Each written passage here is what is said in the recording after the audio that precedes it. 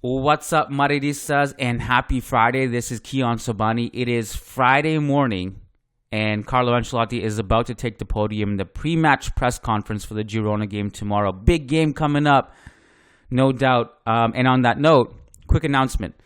Tomorrow, and you may have already heard this, but we are switching the podcast format, and it's going to be basically live every day. We're turning this thing into a live TV show of sorts on YouTube.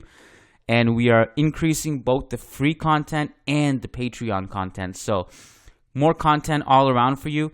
We are going to be focusing more on lives. So starting with the Girona game tomorrow, you'll be able to catch the post-game podcast live on my YouTube channel. And that'll be up immediately after the game. So basically 5 minutes or less after the final whistle, we're going to log on YouTube. And you can catch the post-game show live. And if you can't tune in, don't sweat it. It'll still be posted on the podcast feed per usual. So nothing really changes. The only added benefit is that you can also join us live from now on for every podcast that we do over on my YouTube channel, Kiyan Sobhani. Go subscribe. And for patrons, our patron content will also be live. But that one will be behind Zoom. But for now, you can access the live post-game show tomorrow by going on my YouTube channel and subscribing. That way you'll get notified. Today's clip is taken from this week's mailbag. Every week, Lucas and I, we go through questions sent in by members and we answer them. And I know this one feels a little bit clickbaity. I apologize, but it is the best way to describe the question we are answering. So enjoy it. The full episode is linked in the show notes. You can also simply go to patreon.com/Managing Madrid, or if you're watching this on YouTube, you can access the same content by hitting the memberships tab on my YouTube channel. All right, guys, enjoy the clip. Let's get to it. Brandon Alvarez says, "What's up, guys? My question is for Lucas mainly, but I would love to hear if Kiyan has a rebuttal. Lucas, during a past podcast, you said that Fede was the most expendable or sellable midfielder out of the four youngsters that are in the squad, and I sort of agreed with your reasoning at the time, painfully. But throughout the season, the consistency of what he does game in, game out, and reading Mehdi's article on how vital of a cog Fede has been this season in all facets of the game, build-up, progressive carries, passes, defensive actions, duels, most, if not all, he's having career highs. I think Camavinga would be the one to sell if I had to choose out of the four painfully. Fede has been a top 3 player on this team this year for me and has only missed one game the entire season I can think of. Has your opinion changed on the topic, or are you sticking by it?" My opinion has probably changed, but it's not Camavinga the one I would be selling now. It's probably Tchouaméni. He probably overtook Tchouaméni in this ranking. And again, this doesn't mean that it didn't mean at the time that I didn't think Fede was a useful player.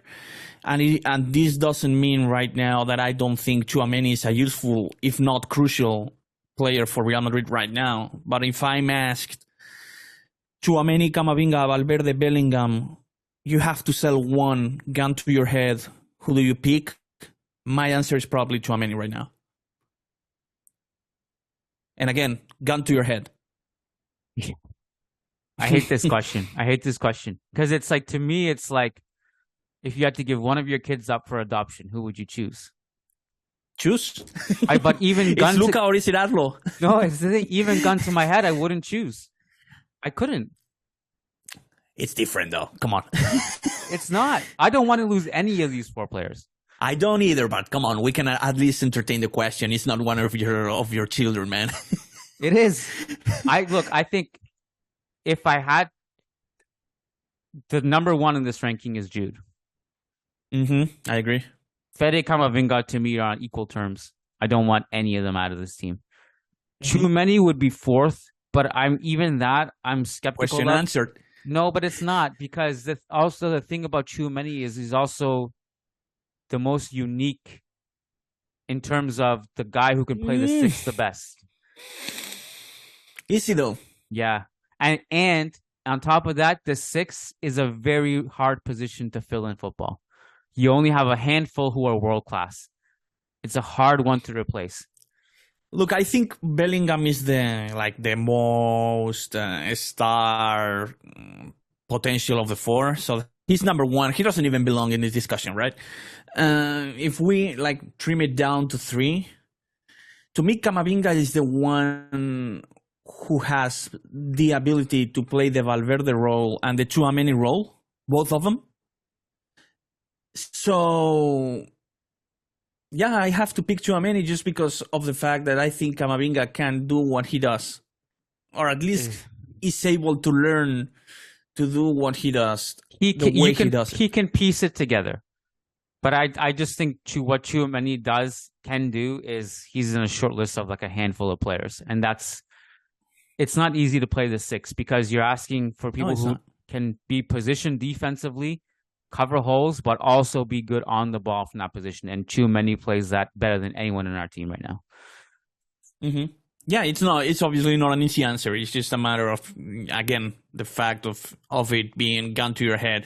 And look, it might be a real problem years from now. Like, we're not sure Real Madrid will be able to play with four midfielders 3 years from now if they sign Mbappe, right? So it might be a real problem years from now. Like, this is a question worth asking, I feel like. It might be a problem when Camavinga, Valverde, Tchouaméni, and Bellingham both hit their peak and kind of refuse to play or to sit on the bench in all relevant games. And while injuries happen, depth is needed, right? We all know this. At the end of the day, also, again, if Camavinga, for example, Camavinga seems to be the odd man out right now, or also the youngest. But if Camavinga feels he's not getting the opportunity he wants to get in the French national team, for example, because he's not having a prominent role in Real Madrid, he might want out similar as Kovacic did years ago. So I think it's a question worth asking so that you have like a real plan in your head years from now when this potential problem comes to the surface.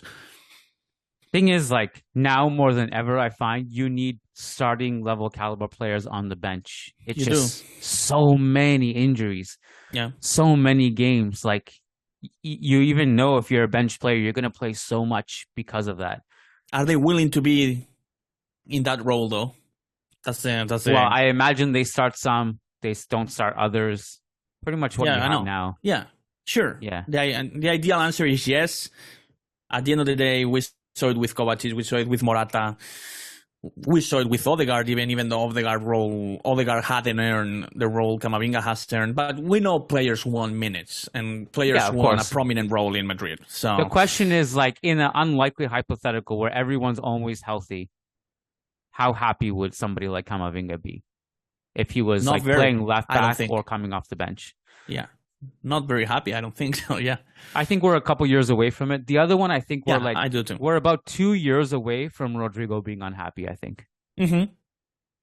Yeah, like, I think it's in 2 years, we're going to be like, Rodrygo's agent's going to start leaking things. Maybe 6 months from now, even, if Mbappe signs. Maybe 6 months from now. And hear me out. Do I think Rodrygo is a brilliant and a crucial player for Real Madrid? Yes. Do I think he would have the right to complain if Real Madrid signed Mbappe and if he's sent to the bench 7 months from now? I don't think so. I don't think he's established himself the way Vinicius did 3 years ago. He's getting benched. I've seen people push back on this and say, "Are you sure? Like, why would?" I'm completely sure. Rodrygo it's not Vinicius. It's not Bellingham. No. It's not Fede. No. Like, it's not Cruz if he stays. It's not one of Tchouaméni. It's going to be Rodrygo. It has to be. And it's going to be Rodrygo, and it would be the right choice from us. Exactly. To say that. It's just reality. That's what's going to happen. It's reality. It's what's going to happen, and he would not have the right to complain. I don't think he's established himself as much as we would have probably liked. This was going to be his season right after Benzema. Real Madrid kind of took a leap of faith, saying Rodrygo is ready. And while he's contributed in a big way, especially during that key month when he was great and in great scoring form, he hasn't properly established himself as an undisputed starter for Real Madrid, I don't think. So, yeah.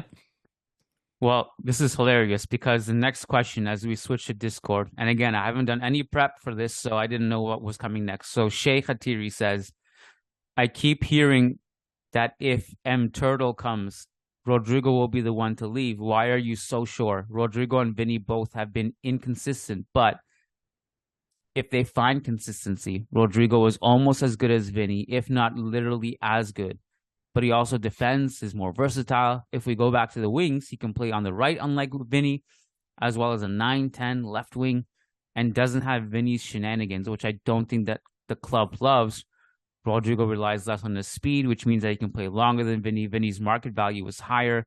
I also saw a few months ago from a Relevo source, that Rodrygo's Florentino's favorite player among the kids.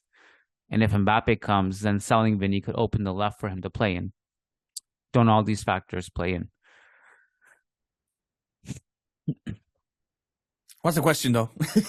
It's just a continuation of what we were saying. The question is basically, are we absolutely sure that it's not Vinny who gets sold and not Rodrygo? Absolutely, it's a very strong word. It will depend a lot on how Vinicius plays for the next few months or so. But yeah, I'm pretty positive. I like 95% positive that Rodrygo will be the one sent to the bench, if not sold. I don't think sold just yet, but sent to the bench for sure if Mbappe signs for Madrid. Yeah, it's going to be like Rodrygo, the only way he's not benched is if Real Madrid sell Vinicius. Real Madrid are not going to bench Vinicius. But they're not going to do that. I know they're not, but to me, it's a slightly more realistic scenario than him getting benched. With like all these things that Shea brings up, which is Rodrygo can play on the right. Yeah, the antics. He opens up all that stuff. It's not that it's untrue. It's just that in this case, I don't think it factors in. It's not that those are illogical points. I think those are logical points to bring up, but I don't think this is going to be based on logic. You just can't. They're not going to sell Vinicius. The only way Vinicius gets sold is if he himself throws a fit and says, "I'm out of here." That's not going to happen. He has his starting left wing locked down. He is friends with Mbappe for now until they start yelling at each other on the field for something. Who knows? But Vinny is not going to leave. It's not going to happen. Don't you think though that there's 0.5% chance Vinicius gets benched and there's 1% chance Vinicius gets sold? Like slightly more realistic. Slightly more probable. Not with Carlo anyway. The only scenario I see this happening is if some guy comes in, let's say it's Tuchel, and he's like, for tactical reason, Vinicius cannot play. I'm just making something up out of my ass, by the way. I know. This is what, like, but under Carlo, under no circumstances is Vinny losing his left wing spot. No. That's precisely what I'm saying. All I'm saying is that it's a little bit more. I see it more likely. Even it's extremely unlikely, like again, 0.5% chance Vinicius gets his starting spot, and just 1% chance Vinicius gets sold.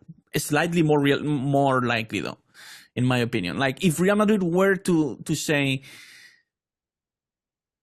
we have 3 players for 2 spots, Mbappe, Rodrygo, Vinicius, and Vinicius is the odd man out, they are not going to bench Vinicius, and in my opinion, it is a little bit more likely that they sell him. And again, 1% chance this happens. Like I don't see it. I pretty much I rule it out. It's just that simple. It's a 1% chance. It's all I'm saying. But to me, I find it a little bit more realistic that they cash in on Vinicius' higher value rather than sending him to the bench. It's all I'm saying. But again, that sounds logical and not. Yeah, not Real Madrid's way. Yeah. Anyway, I wouldn't sell it. Even based on logic. I wouldn't either. I wouldn't. No. Me neither. I wouldn't sell Rodrygo either. I wouldn't sell Rodrygo. But I think I would wait an extra year. I think we're just probably not that far away from Rodrygo starting to want more. And I don't blame him. That's why I'm saying here's where we disagree, I think. You don't blame him, and on the other hand, what else do you want, right? He's been an undisputed starter this season and hasn't Again, he hasn't properly established himself. I'm saying I don't blame him for having the ambition to want to play. That's all I'm saying. Okay, fine. Yeah, but he has. Do I think he has to earn it? Yeah. I also think he's exactly. Yeah, I understand what you're saying. I'm like, yeah, I get it. I'm just saying I don't blame him for wanting more minutes. That's all.